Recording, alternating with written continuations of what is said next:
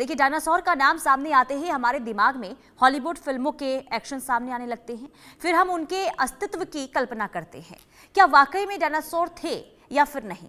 लेकिन दक्षिण अमेरिका के देश अर्जेंटीना में 23 करोड़ साल पुराने डायनासोर का जीवाश्म मिला है, जो इस बात की पुष्टि करता है कि वाकई इस दुनिया में डायनासोर का राज हुआ करता था। इसे अब तक सबसे पुराना डायनासोर बताया जा रहा है। रिपोर्ट देखिए। अर्जेंटीना ने उगला 23 करोड़ साल पुराना राज। सबूत देखकर वैज्ञानिक भी रह गए हैरान। करोड़ों साल पहले इस धरती पर सबसे विनाशकारी जीव डायनासोर का राज हुआ करता था। जब वो झुंड में चलते थे तो धरती पर तूफान मच जाता था। 6.5 करोड़ साल पहले डायनासोर मारे गए। मौत भी इतनी बुरी कि कोई सोच नहीं सकता।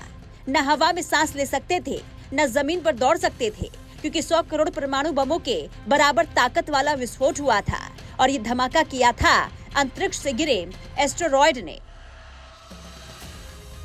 आसमान राख और धुएं से काला हो गया था। फोटोसिंथेसिस रुक गई थी, पौधे मर गए, फूड चेन बिगड़ गई थी और डायनासोर मारे गए। उस भयानक हादसे में धरती से 90% जीव जंतुओं की आबादी खत्म हो गई थी। बचे तो बस कुछ पक्षी।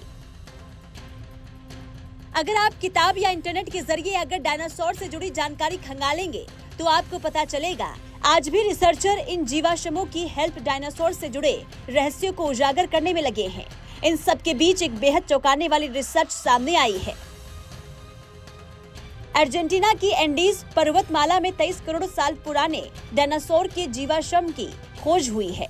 इस खोज ने सोरोपोड्स की विशाल गर्दन के विकास के बारे में नई जानकारियां दी हैं। इस प्राचीन नमूने को हुआयारकर्सर जगुआंसिस का नाम दिया गया है। वैज्ञानिकों का मानना है कि इन विशाल डायनासोरों में लंबी गर्दन का विकास पहले के अनुमान से बहुत पहले शुरू हो गया था।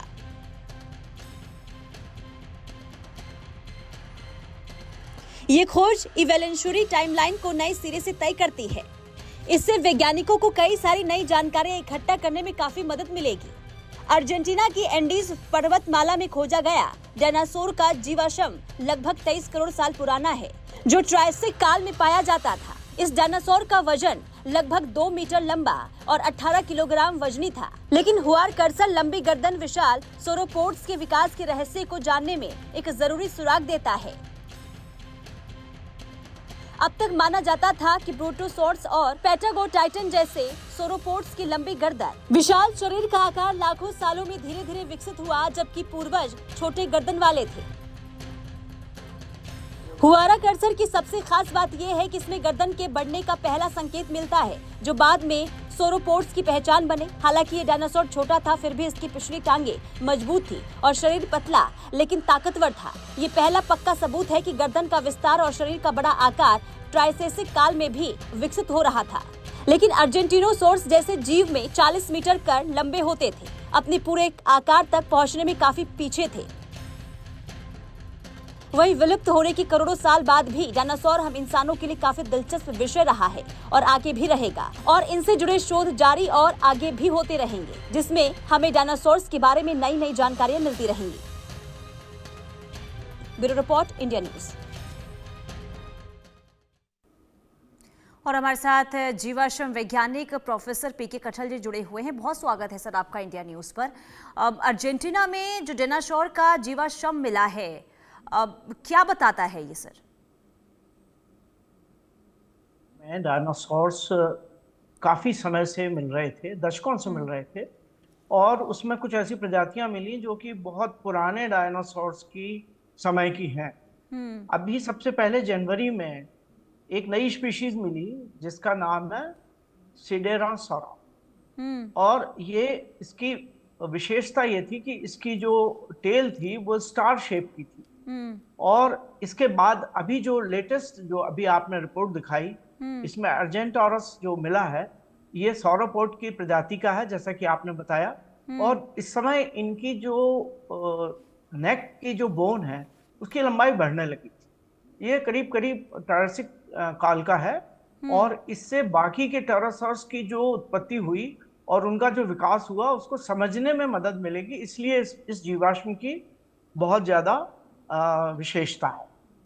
इसके अलावा अर्जेंटीना में कुछ विशेष तरीके के डायनासोर्स मिले हैं, जैसा कि मैं आपको बताना चाहूंगा कि वहां पर जो सॉल्ट लेक्स हैं, सॉल्ट लेक्स रहे और वो सॉल्ट प्लेन के हैं, उसके नाम पे जोआकिन रैप्टोर कसैली, जो कि इसको बोलते हैं titan of salt, salt plain का एक डायनासोर था जो कि बहुत फेमस हुआ। और ये करीब करीब 6.6 करोड़ से लेकर 7 करोड़ मिलियन वर्ष या करोड़ वर्ष का पहले का था, जो कि एक्सटेंट हो गए। और इनकी जो खासियत ये थी कि इनके जो जॉ था उसमें एक क्रोकोडाइल की बोन मिली, जिससे कि हमको पता लगा कि क्रोकोडाइल का और इनका विकास जो था उनमें उनका एक ही समय में साथ साथ विकसित हो रहे थे। और संभवतः यह पहला ऐसा जीवाश्म था जिसमें डायनासोर को प्रीडेटर के रूप में दिखाया गया और उसके जॉ में क्रोकोडाइल लाइक एनिमल की एक बड़ी बोन फंसी हुई दिखाई दी जी। तो ये बहुत ही इंटरेस्टिंग फाइंडिंग मानी गई।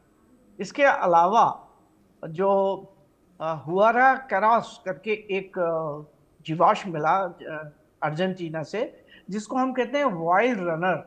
ये था तो शाकाहारी, लेकिन इसकी जो चलने की जो गति थी, दौड़ने की गति थी, वो बहुत ज्यादा थी, इसीलिए इसका नाम हुआ वाइल्ड रनर। और अदरवाइज इसको साइंटिफिकली हम कहते हैं हुआरा कर्सोर जैगुएंसिस। तो ये यहाँ के जो अर्जेंटीना के फॉसिल्स हैं, ये अपने आप में अनूठे हैं। देखिए, अर्जेंटीना और अमेरिका बहुत ही पहले बाकी महाद्वीपों से अलग हो गए थे, तो इनमें जो डायनासोर्स मिलते हैं उनका विकास इन्हीं अर्जेंटीना और ज्यादा से ज्यादा नॉर्थ अमेरिका के क्षेत्र में हुआ, जो कि बाकी जो विश्व के जो कॉन्टिनेंट्स थे उनमें जो डायनासोर मिलते हैं उनसे बिल्कुल ही अलग तरीके के डायनासोर विकसित हुए। ये जो दोनों चीजें हैं, ये अर्जेंटीनियन डायनासोर्स को महत्वपूर्ण बना। लेकिन सर ये भी समझाइए, पेंटागोनिया में सबसे ज्यादा डायनासोर के जीवाश्म क्यों मिलते हैं? इसके पीछे की क्या वजह हो सकती है? देखिए, डायनासोर जिन परिस्थितियों में रहते थे उनमें यदि ऐसे स्थान अर्जेंटीना में मिले हैं जो कि उनके रहने के लिए बहुत ही उपयुक्त थे, और चूंकि उपयुक्त थे और उनके कोई भी शत्रु नहीं थे, मतलब उनके कॉम्पिटिटर्स कोई नहीं थे, क्योंकि इनकी साइज बड़ी हो गई थी और ये मांसाहारी भी थे, तो ये फूड चेन में ऊपर थे। जैसे आज हम कहें कि टाइगर फूड चेन में जो वाइल्ड एनिमल्स में काफी ऊपर है, एक पिरामिड में के रूप में। तो इनका जब विकास हो रहा था तो इनके कॉम्पिटिटर्स नहीं थे और इनको अनुकूल परिस्थितियां मिली तो इनका विकास हुआ। और उस समय ऑक्सीजन का लेवल भी ज्यादा था, ऑक्सीजन का लेवल आज के मुकाबले ज्यादा था, इसलिए इनकी साइज भी बढ़ी, इनका जो जैविक शक्ति थी वो बढ़ी और ये बहुत बड़े रूप में हुए, और इसीलिए इनका सबसे ज्यादा विकास। अच्छा, दूसरा मैंने आपको बताया, अर्जेंटीना चारों तरफ समुद्र से घिरा हुआ है, इनके कोई कॉम्पिटिटर्स नहीं थे, तो इनका जो डेवलपमेंट था वो अपने आप में संपूर्ण और जिसको कहते हैं up to the top level.